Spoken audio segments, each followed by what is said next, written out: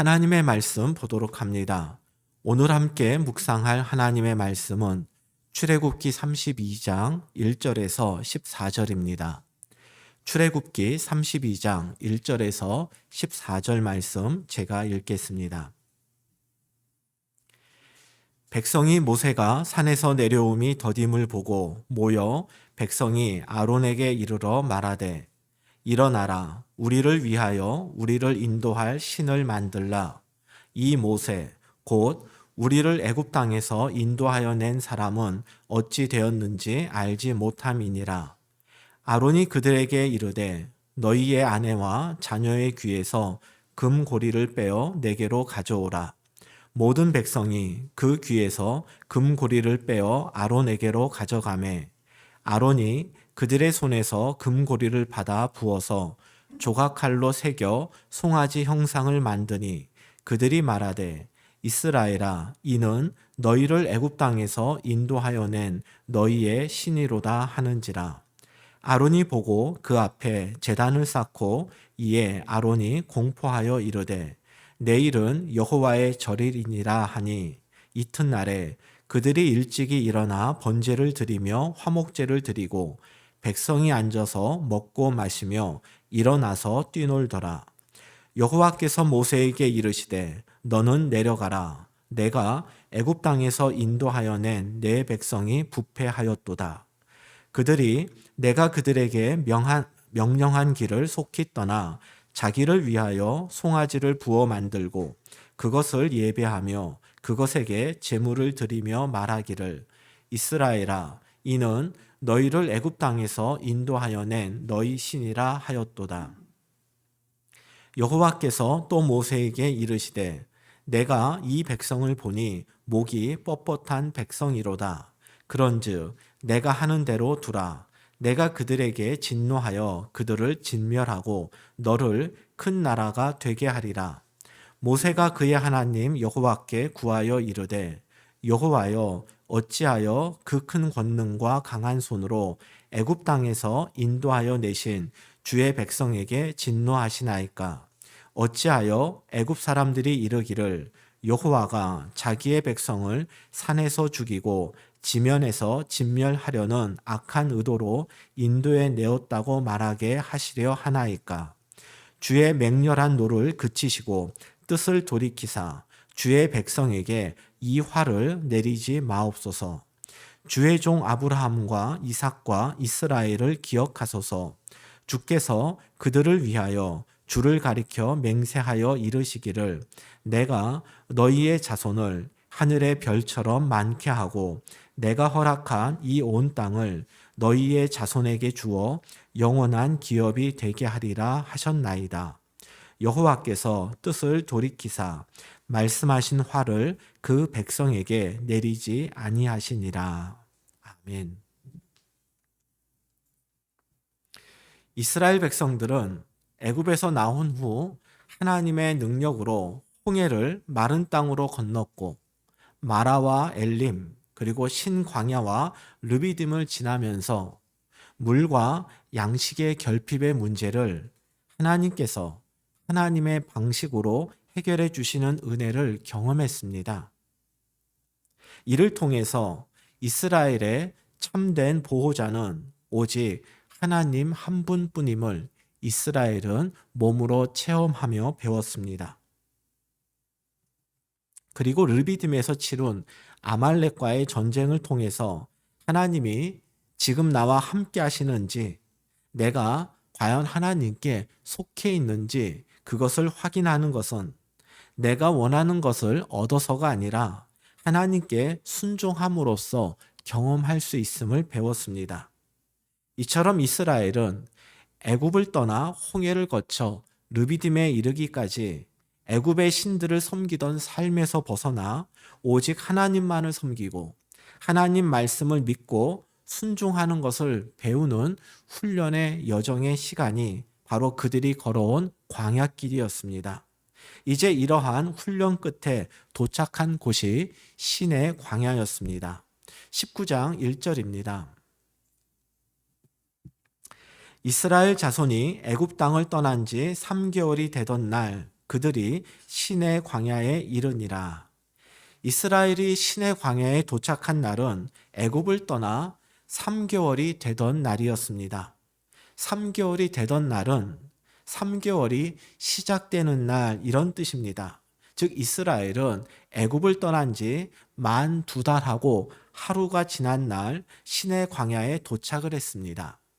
이스라엘은 시내 광야에 11개월을 머무르게 되는데 이때의 일이 출애굽기 19장에서 출애굽기의 마지막 장인 40장 그리고 민수기 1장에서 10장 10절에 걸쳐 기록이 되어 있습니다. 이 가운데 출애굽기 19장에서 40장까지의 내용을 요약하면 이렇게 됩니다. 19장에서 24장까지는 하나님과 이스라엘 백성 사이에 언약을 체결하는 내용입니다. 우리는 이 언약을 시내산 언약이라고 부릅니다. 이 안에는 우리에게 잘 알려져 있는 10계명이 나오고 또 하나님께서 이스라엘 백성들에게 다양한 율법을 설명해 주시는 그런 본문도 있습니다. 그리고 24장에 가면 하나님과 이스라엘 백성 사이에 시내산 언약을 체결하는 체결 예식이 나옵니다. 그리고 25장에서 31장의 내용은 하나님께서 모세를 시내산으로 불러 하나님이 거하실 성막 만드는 법을 설명해 주십니다. 40일간 하나님께서 성막 만드는 법을 자세하게 알려주셨습니다. 이어지는 본문은 32장에서 34장까지인데 여기에는 우리가 오늘 읽은 본문에 나온 사건인 바로 금송아지 숭배 사건이 이곳에 나와 있습니다. 그리고 35장에서 40장까지의 내용은 하나님께서 모세에게 알려주신 그 방법 그대로 이스라엘 백성들이 성막을 제작했다라는 내용이 기록되어 있습니다. 우리는 지난주에 출애굽기 17장 본문으로 말씀을 묵상했고 오늘 32장으로 건너뛰었습니다. 바로 그 안에 이제 이러한 언약식과 성막을 설명하는 내용들이 나와 있는 것입니다. 그래서 우리가 건너뛴 그 내용들을 짧게 요약하면서 그 흐름 속에 금송아지 사건이 갖고 있는 의미가 어떤 것인지를 알아보도록 하겠습니다. 먼저 하나님께서 시내산 언약을 어떻게 체결해 가시는지를 살펴보겠습니다. 하나님은 모세를 시내산으로 부르십니다. 그리고 이스라엘과 맺을 언약에 대해서 다음과 같이 말씀하셨습니다. 19장 4절에서 6절 말씀입니다. 내가 애굽 사람에게 어떻게 행하였음과 내가 어떻게 독수리 날개로 너희를 업어 내게로 인도하였음을 너희가 보았느니라. 세계가 다 내게 속하였나니 너희가 내 말을 잘 듣고 내 언약을 지키면 너희는 모든 민족 중에서 내 소유가 되겠고 너희가 내게 대하여 제사장 나라가 되며 거룩한 백성이 되리라. 너는 이 말을 이스라엘 자손에게 전할지니라. 하나님께서 모세에게 말씀하신 이 구절은 다시 크게 세 부분으로 나눌 수 있습니다. 먼저 4절입니다. 지금까지 하나님께서 베푸신 은혜, 즉 출애굽과 광야에서의 구원을 하나님이 먼저 말씀하셨습니다. 이어서 5절 상반절에서는 하나님과 이스라엘이 언약을 체결할 때 이스라엘의 책임, 즉 이스라엘이 담당해야 될 언약의 내용이 하나님의 말씀을 순종하는 것이라고 말씀을 하셨습니다. 그리고 5절 하반절에서 6절에서는 바로 언약의 또 다른 당사자인 하나님께서 지킬 그 언약의 내용을 말씀해 주셨는데 그것은 이스라엘 백성들이 하나님의 말씀에 순종할 때 그 이스라엘을 하나님의 소유로 삼아 주신다라는 것입니다. 하나님의 소유가 된다라고 하는 것은 하나님께서 그들을 보호하시고 책임져 주시겠다라는 약속입니다. 그리고 하나님은 말씀에 순종하는 이스라엘을 제사장 나라, 거룩한 백성으로 삼아 주신다 하였습니다. 이러한 하나님의 말씀에서 중요한 것은 하나님께서 베푸신 구원의 은혜가 언약보다 앞서 있다라는 점입니다. 다시 말씀드린다면 언약을 지킨다라고 하는 것은 구원의 전제 조건이 아니란 이야기입니다. 언약을 지켜야만 구원받는 것이 아니라 이미 구원을 받은 이스라엘 백성들이 하나님과 친밀한 그 관계를 유지하고 더 깊은 관계로 나아가는데 이 언약이 중요하다란 그런 의미입니다. 특별히 우리는 6절에서 두 가지 표현에 관심을 가져야 합니다. 그 첫 번째가 바로 제사장 나라가 된다라는 것입니다. 이것은 하나님과 세상을 이어주는 중개자 역할을 하게 된다란 뜻입니다.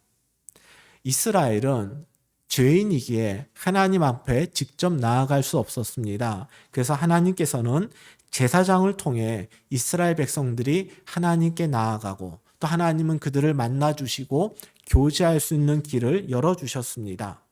이처럼 세상은 이스라엘을 통해 하나님께 나아가게 될 것입니다.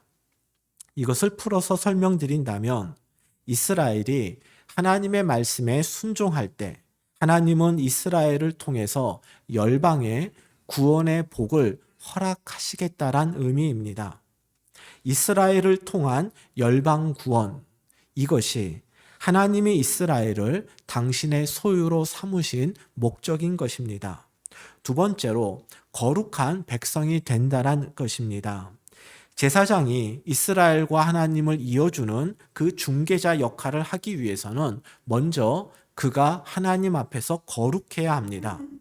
그래서 제사장은 늘 정결 예식을 통해 먼저 자신을 깨끗하게 한 후에 백성을 대표해 성막에 들어가 제사장 직분을 감당했습니다. 이처럼 이스라엘이 제사장 나라가 되어 제사장 직분을 감당하기 위해서는 거룩해야 합니다. 그리고 이스라엘이 거룩해지는 길은 바로 하나님의 말씀에 순종하는 것이라고 하나님이 모세에게 알려주신 것입니다. 하나님은 이스라엘이 하나님의 말씀을 잘 듣고 따를 때 이스라엘을 거룩한 백성이라고 그렇게 인정하시겠다고 지금 약속하신 것입니다. 모세는 하나님과 이스라엘 사이의 언약을 체결하기 위해 시내 광야에 있던 백성들과 함께 시내산 기슭까지 올라갔습니다. 그리고 하나님은 시내산 꼭대기에 강림하셨습니다. 즉 하나님과 이스라엘 백성 사이에는 산 꼭대기와 산 기슭이라고 하는 공간이 확보되어 있던 것입니다. 하나님은 시내산 꼭대기에서 십계명을 이스라엘 백성들에게 직접 말씀하셨습니다. 십계명이 이스라엘 백성들에게 또 지금 우리들에게 중요한 이유는 이것이 모든 율법의 핵심이기도 하지만 하나님께서 이스라엘 백성들에게 직접 말씀하신 유일한 계명이기 때문입니다. 출애굽기 20장 18절과 19절을 보면 이스라엘 백성들은 거룩하신 하나님이 자신들에게 직접 말씀을 하시자 그것이 두려워 모세를 통해 간접적으로 말씀하시기를 그렇게 간청했습니다. 그 결과 십계명 이후에 나오는 모든 율법은 모세를 통해 백성들에게 전달되었습니다. 이스라엘이 지켜야 할 율법의 내용들이 백성들에게 전달된 후에 언약 체결 예식이 거행되는데 그 내용이 출애굽기 24장 1절에서 11절에 기록되어 있습니다. 그리고 언약 체결식을 마친 후에 하나님은 모세를 다시 산 꼭대기로 부르셔서 성막 제작법을 40일에 걸쳐 설명하십니다. 그리고 나서는 십계명을 기록한 돌판 2개를 모세에게 주셨습니다. 이러한 내용들이 출애굽기 25장에서 31장에 나옵니다. 이후에 바로 35장부터 40장에는 하나님께서 모세에게 알려주신 그 방식 그대로 백성들이 성막 만드는 이야기가 나오는데 그 사이, 즉 성막 제작법을 설명하는 본문과 실제로 성막을 만드는 그 본문 사이에 금송아지 사건이 위치해 있는 것입니다. 사실 출애굽기 32장에서 34장은 없었으면 더 좋았을 본문입니다. 31장에서 바로 35장으로 넘어가는 것이 맞는데 그렇질 못했습니다. 시내산 언약을 하나님의 임재 약속, 내가 너희와 늘 함께 할게, 너희가 내 말을 잘 따르면 내가 너희들의 삶을 책임질게, 이런 하나님의 임재 약속이라고 본다면 성막 제작은 하나님의 임재를 실제 누리는 것이라 할 수 있습니다. 그리고 32장에서 34장은 하나님의 임재 약속이 실현되는데, 즉 하나님이 함께 하시겠다라는 약속이 실현되는 데 있어서 걸림돌이 무엇인지를 우리에게 알려주고 있습니다. 이러한 본문 배치의 의미를 생각하면서 우리가 오늘 읽은 금송아지 사건과 관련된 그 본문의 의미들을 살펴보겠습니다. 32장 1절입니다. 백성이 모세가 산에서 내려옴이 더딤을 보고 모여 백성이 아론에게 이르러 말하되 일어나라 우리를 위하여 우리를 인도할 신을 만들라. 이 모세 곧 우리를 애굽 땅에서 인도하여 낸 사람은 어찌 되었는지 알지 못함이니라. 이스라엘 백성들은 모세가 산에서 내려옴이 더딤을 보고 아론에게 몰려가 자신들을 인도할 신을 만들라고 요구하였습니다. 이를 보신 하나님께서는 모세에게 이렇게 말씀하십니다. 7절과 10절 말씀인데 32장 1절의 이 내용은 이스라엘 백성들이 시내 광야에서 일어난 일을 알려주고 7절과 10절 말씀은 시내 산 꼭대기에서 하나님과 모세가 함께 있는 그곳에서의 내용을 말합니다. 여호와께서 모세에게 이르시되 너는 내려가라. 내가 애굽 땅에서 인도하여 낸 내 백성이 부패하였도다. 10절입니다. 그런즉 내가 하는 대로 두라. 내가 그들에게 진노하여 그들을 진멸하고 너를 큰 나라가 되게 하리라. 하나님께서는 아론에게 신을 만들라고 요구한 이스라엘 백성들의 행동을 보시고 그들이 부패하였다라고 말씀하셨습니다. 그리고 그들을 진멸하시겠다라고도 말씀하셨습니다. 백성들의 요구는 10계명 중 첫 번째 계명인 너는 나 외에 다른 신을 두지 말라는 바로 그 계명을 위반했기 때문입니다. 앞서 말씀드린 대로 10계명은 이스라엘 백성들에게 매우 중요한 의미가 있는 그러한 계명입니다. 모든 율법의 요약이자 핵심이며 하나님께서 이스라엘 백성들 귀에 직접 들려주신 말씀이었습니다. 그런데 이스라엘은 모세의 부재로 인한 불안함을 해소하기 위해 10계명을 어기고 하나님과 맺은 언약을 40일 만에 지금 깨뜨린 것입니다. 이스라엘은 아론에게 신을 만들라고 요구하면서 그 이유를 이렇게 말합니다. 다시 산 아래로 내려가 보겠습니다. 1절 하반절입니다. 이 모세 곧 우리를 애굽 땅에서 인도하여 낸 사람은 어찌 되었는지 알지 못함이니라. 이러한 이스라엘 백성들의 표현 역시 신을 만들라는 요구에 못지않게 이스라엘 백성들의 부패를 잘 나타내고 있습니다. 10계명은 출애굽기 20장 3절부터 나오는데 2절은 10계명의 서론에 해당하는 말씀입니다. 그 내용은 이렇게 됩니다. 출애굽기 20장 2절입니다. 나는 너를 애굽 땅 종되었던 집에서 인도하여 낸 내 하나님 여호와니라. 하나님은 10계명 말씀을 이스라엘 백성들에게 전해주시기 전에 먼저 하나님께서 출애굽의 주체임을 분명하게 밝히셨습니다. 그런데 이스라엘은 그 출애굽의 주체가 하나님이 아니라 모세라고 말함으로써 자신들이 직접 들은 하나님의 말씀을 지금 부정하고 있는 것입니다. 32장 1절에 담긴 이스라엘 백성들의 부패한 모습은 또 있습니다.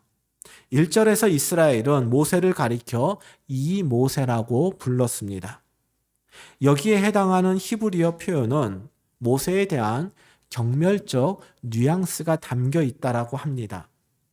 모세가 자신들을 이끌 때에는 하나님 자리에 모세를 두었다가 모세가 보이지 않을 때, 즉 모세의 이용 가치가 떨어졌다라고 생각될 때에는 이스라엘은 주저하지 않고 모세를 경멸한 것입니다. 마치 모세가 내려옴을 더디게 보았다 했을 때에는 이런 의미입니다. 도대체 그 인간 모세는 지금 어디 있는가? 그렇게 모세를 경멸했습니다. 4절 말씀입니다. 아론이 그들의 손에서 금고리를 받아 부어서 조각칼로 새겨 송아지 형상을 만드니 그들이 말하되 이스라엘아 이는 너희를 애굽 땅에서 인도하여 낸 너희의 신이로다 하는지라. 아론이 백성의 금고리로 송아지 형상을 만들자 이스라엘은 그 금송아지가 자신들을 애굽에서 인도하는 신이라고 부르고 있습니다. 처음에는 출애굽의 주체가 하나님이 아니라 모세라고 말했던 이스라엘 백성들은 모세가 자신들 눈에 보이지 않자 금송아지를 만든 후에 그 금송아지가 출애굽의 주체라고 말하고 있습니다. 여기서 알 수 있는 것은 이러한 이스라엘 백성들의 행동과 가치 판단의 기준이 자신들의 이익에 있었다라는 것입니다. 출애굽기 32장 1절은 이스라엘 백성들이 아론에게 한 말입니다.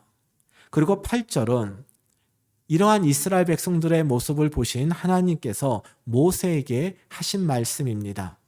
그리고 23절은 모세가 아론에게 그 잘못을 추궁했을 때 아론이 모세에게 한 변명입니다. 그리고 31절은 모세가 하나님께 이스라엘 백성들을 위해서 중보 기도하는 그 내용의 한 구절입니다. 이러한 다양한 화자를 통해서 지금 반복해서 나오는 표현이 있습니다. 그것은 바로 이스라엘이 자기들을 위해서 하나님의 말씀을 어기고 자기들을 위해서 모세를 경멸했고 자기들을 위해서 우상을 만들었다는 점입니다. 이처럼 성경은 이스라엘이 하나님 말씀이 아니라 자신의 이익을 기준 삼아 행동하고 판단하고 있음을 지금 우리에게 알려주고 있습니다. 1절에 대한 설명을 잠시 정리하고 그 이후로 넘어가겠습니다. 이스라엘은 모세가 산에서 내려오지 않자 아론에게 우상을 만들라고 요구를 했습니다. 이 요구는 하나님께서 직접 말씀하신 십계명을 어긴 것이었습니다.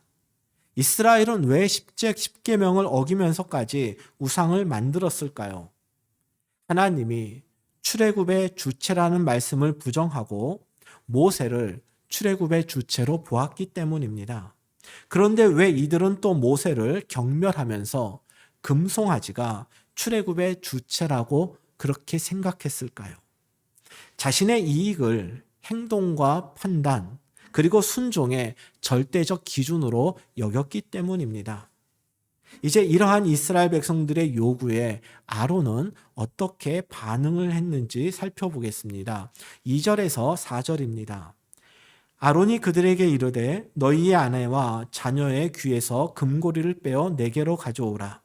모든 백성이 그 귀에서 금고리를 빼어 아론에게로 가져가매 아론이 그들의 손에서 금고리를 받아 부어서 조각칼로 새겨 송아지 형상을 만드니 그들이 말하되 이스라엘아 이는 너희를 애굽 땅에서 인도하여 낸 너희의 신이로다 하는지라. 하나님의 말씀을 부정하고 하나님과의 언약을 깨뜨리는 이스라엘 백성들의 요구에 대해서 아론은 아무런 문제도 제기하지 않고 오히려 적극적으로 그 요구를 수용해서 그들에게 금 귀고리를 받아 송아지 형상을 만듭니다. 3절에 보면 금고리를 받아 부어서 조각칼로 새겨 송아지 형상을 만들었다. 이렇게 그 과정을 매우 자세하게 묘사를 하고 있습니다.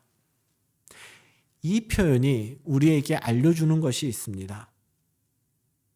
출애굽기 20장 4절에 보면 10계명의 두 번째 계명이 나오는데 그 계명은 이렇게 되어 있습니다. 너를 위하여 새긴 우상을 만들지 말고 어떤 형상도 만들지 말라. 새기지도 말고 만들지도 말아라. 지금 아론은 바로 이 10계명의 두 번째 계명을 정면으로 위반하고 있음을 출애굽기 32장 3절이 우리에게 알려주는 것입니다. 이처럼 이스라엘 백성들과 아론은 철저하게 하나님의 말씀을 부정하고 눈에 보이는 형상으로 하나님을 대체하고 있습니다. 5절과 6절입니다. 아론이 보고 그 앞에 제단을 쌓고 이에 아론이 공포하여 이르되 내일은 여호와의 절일이니라 하니 이튿날에 그들이 일찍이 일어나 번제를 드리며 화목제를 드리고 백성이 앉아서 먹고 마시며 일어나서 뛰놀더라. 아론은 금송아지 우상을 만드는데 그치지 않고 백성들이 이것을 섬기고 예배할 수 있도록 임의로 자기 마음대로 제단을 만들고 여호와의 절일, 즉 여호와의 절기를 자기 마음대로 선포했습니다. 그리고 백성들은 이에 호응해서 아론이 만든 제단 앞에서 번제와 화목제를 드리고 먹고 마시고 뛰놀았습니다. 설교 서두에 출애굽기 24장은 하나님과 이스라엘 백성들 사이에 언약 체결 예식이 기록되어 있다라고 말씀을 드렸습니다. 그 가운데 몇 구절을 조금 전에 본 32장 6절과 좀 비교해 보도록 하겠습니다. 출애굽기 24장 4절을 보면 이스라엘은 하나님과 언약식을 거행하기 위해서 모세는 아침 일찍 일어나 백성들과 함께 산 아래에 제단을 쌓았습니다. 그리고 모세는 그리고 24장 5절과 11절을 보면 이스라엘은 하나님께 화목제를 드렸고 또 언약식을 체결한 이후에는 함께 먹고 마셨습니다. 여러분, 출애굽기 32장 6절에서 이스라엘 백성들이 지금 어떤 행동을 하고 있는지 이제 그 느낌이 오십니까? 이스라엘이 금송아지를 만들어 섬긴 모습은 24장에 하나님과 체결한 언약 예식을 그대로 흉내내고 있는 것입니다. 24장에 나와 있는 언약식과의 차이점은 먹고 마신 후 일어나서 뛰놀았다 하는 이 하나입니다. 일어나서 뛰놀다는 성적으로 난잡한 행동을 했음을 의미하는 것입니다. 이처럼 이스라엘 백성들은 하나님 앞에서 40일 전에 엄숙하게 체결했던 언약식을 흉내내어서 지금 금송아지를 섬기겠다고 또 다른 자기들만의 언약식을 거행하고 있는 것입니다. 바로 이러한 이스라엘 백성들의 모습에 하나님은 진노하셨고 이스라엘은 하나님의 소유에서 하나님의 심판 대상으로 전락하게 된 것입니다. 여기서 우리가 알아야 할 점은 이스라엘이 하나님의 심판의 대상이 된 것은 그들이 드린 예배의 형식이나 그 예배의 절차가 잘못된 것이 아니라는 점입니다. 이들의 모습은 24장에 나오는 하나님과의 언약 예식과 거의 같았습니다. 문제는 오직 하나, 그 예배의 대상이 하나님이 아니었다라는 점입니다. 예배의 형식과 예배의 요소를 갖추었다고 해서 모든 종교 활동이 예배가 되는 것은 아닙니다. 하나님 이외의 것을 내가 예배의 대상으로 삼는다면, 즉 하나님 이외의 것을 내가 주인으로 섬긴다면 그것은 모두 우상 숭배입니다. 그리고 자신의 이익을 위해서 하나님 아닌 것을 하나님의 이름으로 포장하여 섬기고 또 예배의 형식을 빌어서 내 육체의 욕망을 채우고자 한다면 그는 하나님 진노의 대상이 될 것이고 하나님의 심판을 피할 수 없게 될 것입니다. 9절과 10절 말씀입니다. 여호와께서 또 모세에게 이르시되 내가 이 백성을 보니 목이 뻣뻣한 백성이로다. 그런즉 내가 하는 대로 두라. 내가 그들에게 진노하여 그들을 진멸하고 너를 큰 나라가 되게 하리라. 하나님은 하나님 대신 금송아지를 섬기는 이스라엘을 향해 목이 뻣뻣한 백성이라고 말씀하십니다. 이것은 이스라엘이 하나님 말씀 앞에서 자신의 뜻을 굽히지 않는 교만한 백성이란 뜻입니다. 하나님은 고집이 세고 교만한 이스라엘을 진멸하고 모세를 통해 하나님의 나라를 다시 세우시겠다라고 말씀하십니다. 하나님은 특별히 10절에서 모세에게 내가 하는 대로 두라 이렇게 말씀하십니다. 우리식으로 표현하면 모세야 더 이상 나 말리지 말아라. 이번에는 내가 진짜 이스라엘 진멸할 것이다. 그리고 너를 시조 삼아서 내가 내 나라를 다시 시작할 거야. 너 이번만은 절대로 나를 말리지 마. 하나님이 지금 이렇게 말씀하십니다. 여러분, 이런 상황에서 모세는 과연 어떤 행동을 취했을까요? 하나님을 말리지 않자니 이스라엘 백성들이 진멸하는 그 비극을 맞이하게 될 것이고, 하나님을 말리자니 그것은 하나님의 말씀을 또 어기는 일이 될 것입니다. 그런데 놀랍게도 32장 11절 이하의 말씀을 보면 모세는 이스라엘을 진멸하려는 하나님의 계획을 거두어 달라고 지금 그렇게 기도하고 있습니다. 여기서 모세는 이스라엘을 위해 변명하거나 그들을 두둔하지 않습니다. 그는 철저하게 하나님의 은혜와 하나님의 명예를 언급합니다. 그리고 약속에 신실하신 하나님의 성품에 호소하여서 제발 그 뜻을 거두어 달라고 하나님을 말리고 있습니다. 이에 대해 하나님께서는 이렇게 반응하셨습니다. 14절입니다. 여호와께서 뜻을 돌이키사 말씀하신 화를 그 백성에게 내리지 아니하시니라. 하나님은 기다렸다라는 뜻이 모세의 기도를 들으시고 당신의 뜻을 처리하십니다. 이것은 이스라엘을 진멸하려는 하나님의 계획이 성급하게 결정되었다란 그런 뜻이 아닙니다. 절대로 말리지 말라고 말씀하셨지만 모세가 하나님의 은혜와 하나님의 신실하신 성품에 호소하자 그 뜻을 돌이켰다라고 하는 것은 그만큼 하나님께서 이스라엘 백성들을 사랑하시고 그들을 포기하실 수 없었음을 알려주는 것입니다. 아마 여기까지는 여러분들이 성경을 직접 읽어도 이해하는데 큰 어려움이 없었을 것입니다. 오히려 제가 19장부터 많은 내용을 요약해서 설명해 드려서 조금 더 어렵게 들리셨을 수도 있을 것인데 여러분들이 차분하게 이 본문을 읽으신다면 본문을 이해하는데 큰 어려움은 없습니다. 문제는 그 이유입니다.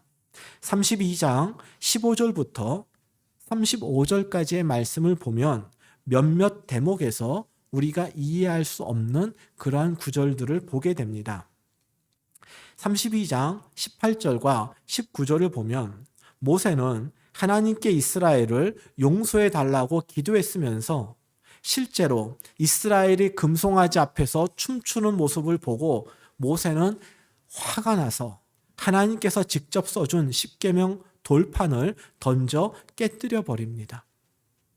기껏 하나님께 그들을 살려달라고 용서해달라고 기도하고 나서는 그가 더 화가 나서 그 귀한 십계명 돌판을 깨뜨린 것입니다.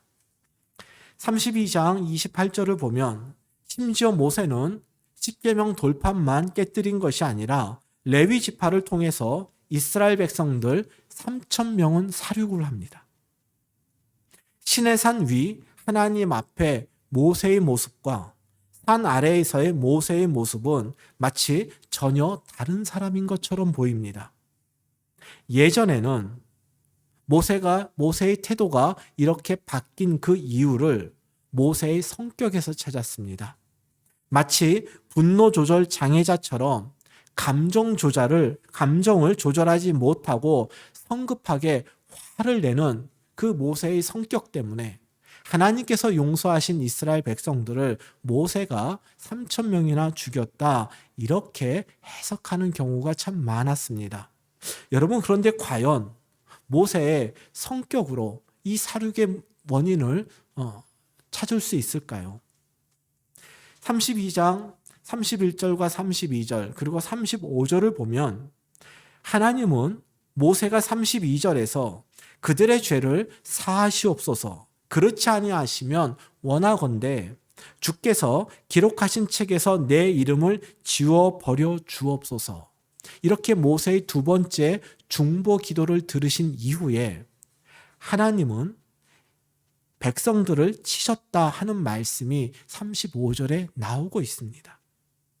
도대체 하나님은 백성들을 치셨다라고 하는 이 표현이 의미하는 바는 무엇이겠습니까? 먼저 모세는 왜 십계명 돌판을 산 아래로 던져 깨뜨렸는지를 생각해 보겠습니다. 앞서 이해하기 어렵다라고 제가 말씀드린 세 본문을 이해하기 위해서는 14절에 대한 우리의 오해를 바로잡아야 합니다. 출애굽기 32장 14절입니다. 여호와께서 뜻을 돌이키사 말씀하신 화를 그 백성에게 내리지 아니하시니라. 이 말씀은 하나님의 뜻을, 이스라엘 백성들을 진멸하려는 그 하나님의 뜻을 돌이켜 달라는 모세의 첫 번째 중보 기도에 대한 하나님의 응답입니다. 그래서 하나님께서 범죄한 이스라엘을 향한 하나님의 뜻을 돌이키셨습니다. 그런데 우리는 이 14절 말씀을 보면서 하나님이 이스라엘을 용서하셨구나, 다시 깨어진 하나님과의 친밀한 관계가 회복되었구나, 이렇게 생각을 합니다. 그런데 14절은 그런 의미가 아닙니다. 이스라엘을 진멸하겠다라고 하는 그 뜻을 돌이키셨다라는 말씀이지, 하나님이 그들을 용서하셨다, 그 깨진 관계가 회복되었다, 이렇게 말씀하신 것이 아닙니다. 32장에서 34장 안에는 모세의 중보 기도가 총 3번 나옵니다. 첫 번째 중보 기도는 이스라엘을 진멸하려는 하나님의 뜻을 돌이켜 달라는 기도였고, 그리고 32장 31절 이하에 나오는 모세의 두 번째 중보 기도는 그들의 죄를 용서해 달라는 기도였습니다. 그리고 마지막 세 번째 모세의 중보 기도는 하나님께서 용서해 주신 그 이스라엘 백성들과 하나님이 동행해 주십시오, 즉 하나님과의 친밀한 관계가 회복되기를 기도한 것입니다. 금송아지 사건으로 깨어진 하나님과의 관계가 회복되는 데에는 이와 같은 3가지 단계가 필요했던 것입니다. 그래서 모세는 하나님 앞에 서로 다른 내용으로 3번 중보기도 한 것입니다. 즉, 우리가 이해할 수 없었던 모세의 행동들은 바로 하나님의 용서와 하나님과의 관계 회복을 위한 노력으로 우리가 읽어야 합니다. 모세는 이스라엘을 진멸하지 않겠다는 그 하나님의 약속을 받고 산 아래로 내려왔습니다. 일단 그들의 진멸을 막은 것입니다. 이스라엘이 그런데 우상 숭배하는 모습을 보고 모세는 크게 화가 나서 돌판을 던져 깨뜨렸습니다. 이것은 하나님이 주신 돌판을 함부로 대한 것이 아니라, 그의 분을 못 이겨서 행동한 것이 아니라 24장에서 체결한 하나님과 이스라엘 백성 사이에 맺은 그 언약이 이스라엘 백성들의 범죄함으로 말미암아 파기되었음을 알려주는 것입니다. 즉 모세는 십계명 돌판을 깨뜨림으로써 이스라엘의 행동들이 하나님의 언약을 깨뜨렸고 하나님의 진노와 심판의 대상이 되었음을 알려주는 것입니다. 자신들의 잘못을 자각한 자, 바로 그에게 하나님의 사죄의 은총이 임함을 모세는 알고 있었기 때문입니다. 모세는 이스라엘을 진멸하려는 하나님 앞에서는 백성들 편에 서서 하나님의 은혜를 구했습니다. 하지만 백성들 앞에서 모세는 하나님 편에 서서 하나님의 진노를 백성들에게 보여주었습니다. 모세는 왜 자신의 입장을 이렇게 바꾸는 것일까요? 하나님 앞에서는 백성들 입장에서 백성들을 대변하고, 백성들 앞에서는 하나님 입장에 서서 하나님을 대변하고 있습니다. 이것이 하나님과 사람 사이를 연결하는 중개자, 즉 제사장과 제사장 나라가 해야 할 일입니다. 하나님 앞에서는 차마 하나님 앞에 나아갈 수 없는 진노와 심판의 대상인 그 백성들을 위해서 하나님께 간구하는 자가 제사장입니다. 그러나 백성들 앞에 서선 불의한 그들을 그저 잘했다고 품어주는 것이 아니라 하나님 입장에서 그들이 지금 무엇을 잘못하고 있는지를 하나님의 진노와 하나님의 불의를, 하나님의 그 분노를 보여줌으로써 그들의 잘못을 깨닫게 하는 것, 이것이 제사장 또 제사장 나라의 역할인 것입니다. 그래서 모세는 하나님 앞에서는 말리지 말라는 하나님의 말씀을 듣고도 백성을 질면하려는 하나님의 뜻을 돌이켜 달라고 기도했고, 백성들 앞에서는 이스라엘 백성들이 얼마나 잘못했는지, 하나님께서 얼마나 화가 나셨는지를 십계명의 돌판을 깨뜨림으로써 보여준 것입니다. 모세가 레위인을 통해 3,000명을 죽인 것도 바로 이러한 관점에서 보아야 합니다. 학자들은 모세가 죽인 이 3,000명은 모세가 돌판을 깨뜨리면서 그들의 얼마나 큰 잘못을 저질렀는지를 일깨워 줬음에도 불구하고 자신들의 잘못을 인정하지 않은 사람들이었거나, 혹은 금송아지 우상 숭배의 주동자들로 보고 있습니다.